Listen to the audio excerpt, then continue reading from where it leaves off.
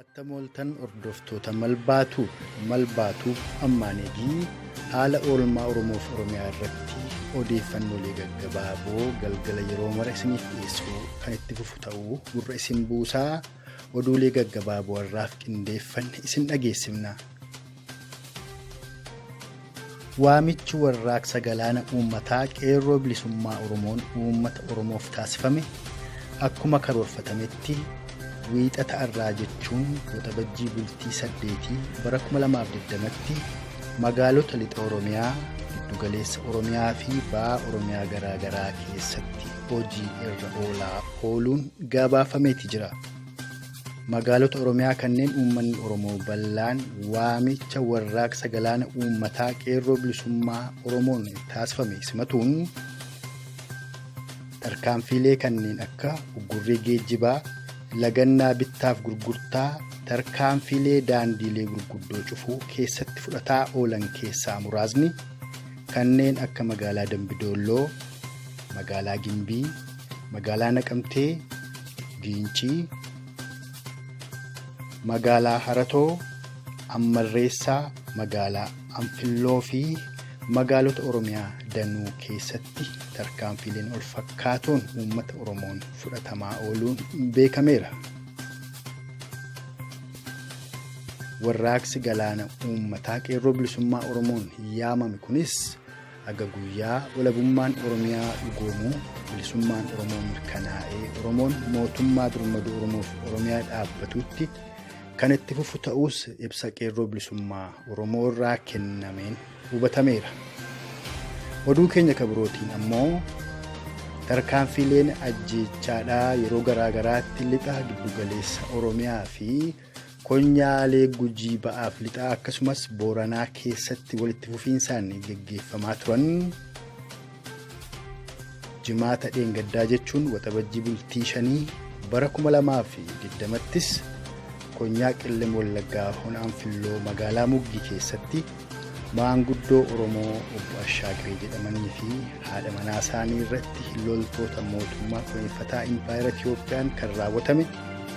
akka odeeffannoon arganne mul'isutti ammoo ilmi obbo Ashaagiree Caalaa jedhamu miseensa waraana bilisummaa Oromoo ka ta'ee fi yeroo garaagaraattis tarkaanfiilee laalessoo loltoota Koloneel Abiyyi irratti fudhataa waan tureef ilma dadhabanii tarkaanfii ajjeechaadhaa haadhaaf abbaa miseensa waraana bilisummaa Oromoo wooboodhaa akka ta'e Jaal Caalaa irratti tarkaanfii ammeenyaa akkasii fudhatuu isaaniiti kan himame. Ajjeechaa raawwatame kanaaf waraanni bilisummaa Oromoodhaa naannoo sana jiru ammoo dirmatee guyyaa har'aadhaa galgala toora sa'a lamaatti tarkaanfii laalessaa fudhateen loltoota Koloneel Abiyyi irraa namoota 16 ol ajjeesanii 3 madoo taasisuu odeeffannoo maddeen qabatamoo lixa Oromiyaa irraa arganneen beekuun danda'ameera.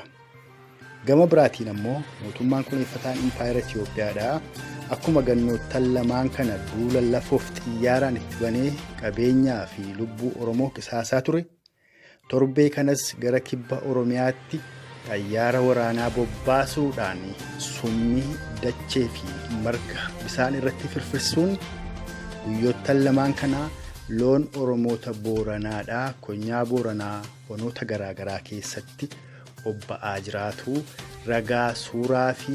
odeeffannoolee maddeen garaagaraa irraa arganne kan mul'isan yoo ta'u gama kabiraatiin ammoo ajjeechaa suukanneessaan lixa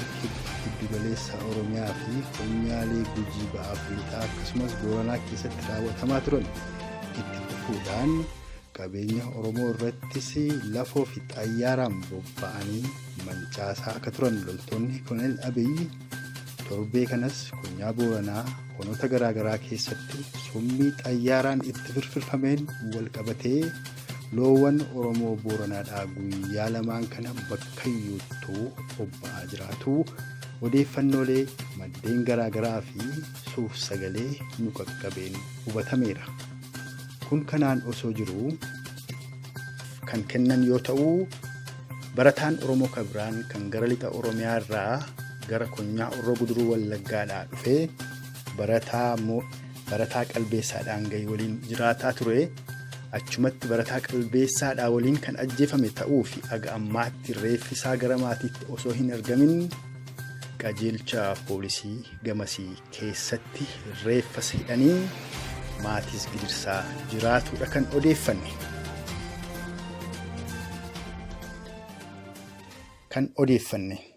Har'aaf oduulee gaggabaaboon nuti harkaa qabnu kana fakkaata. Gara fuula duraattis malbaatuu oolmaa Oromiyaa irratti oduulee gaggabaaboo isiniif dhiyeessuu kan itti fufu ta'a. Har'aaf fayyaa ta'a.